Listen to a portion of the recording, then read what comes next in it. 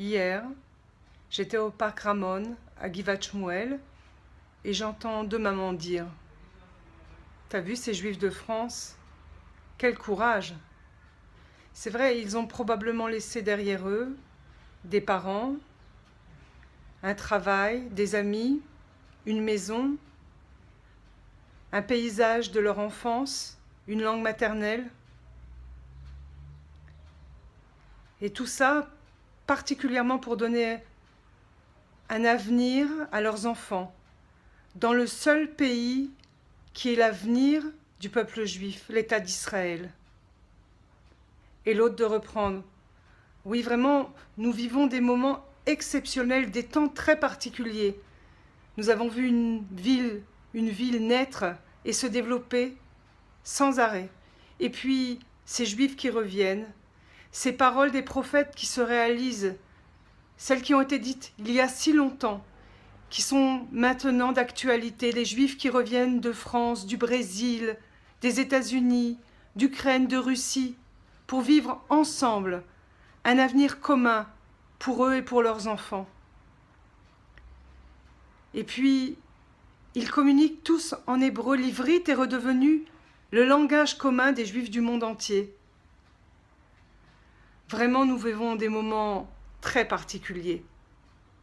Et l'autre de reprendre, tu sais, en plus, ils ont décidé de prendre leur avenir en main. Ils ne sont pas passifs. Ils s'investissent pour eux, pour leurs enfants. Et quand tu te promènes dans la cour de récréation de l'école, tu entends les enfants parlent déjà en hébreu entre eux. C'est formidable. Tu sais, tu me donnes une idée. Cette année, le soir du Seder, ce n'est pas un Dvar Torah que je vais raconter. C'est leur histoire, c'est ces Juifs-là. Je vais raconter à mes enfants, au moment où nous allons lever la coupe et chanter tous ensemble « Veish et Amda la Avoteinu velanu », comment ces Juifs ont quitté un pays, un confort pour venir s'installer ici, pour un avenir commun avec nos enfants. Je leur raconterai comment cette promesse qui a été dite il y a si longtemps se réalise, celle qui a été dite à nos ancêtres Abraham, Yitzhak et Yaakov. Elle est toujours actuelle. J'étais très émue.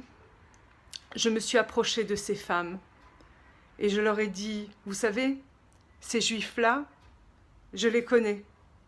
J'ai eu la chance de les accompagner dans leurs premiers mois d'intégration ici, dans notre ville à Givat Shmuel. Et ils sont vraiment, comme vous le dites, exceptionnels, généreux, travailleurs, ayant envie de réussir pour eux et pour leurs enfants.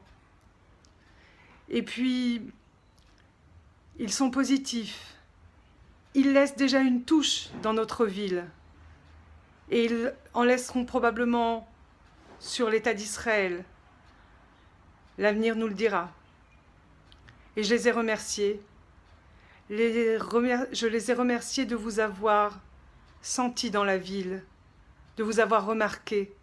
Parce que dans un monde dans lequel tout est banal, on peut passer à côté de choses très importantes. Et le retour des Juifs de France sur leur terre, ce n'est pas quelque chose de banal. Alors Descartes avait peut-être tort, mais Herbert Pagani aussi. Je vis sur ma terre, donc je suis, donc je vis. Voilà, je voulais vous souhaiter Pessah Kasher et Sameach pour vous, pour vos enfants, pour vos familles d'ici et de là-bas, les Shana Abba, Birushalayim Abnouya.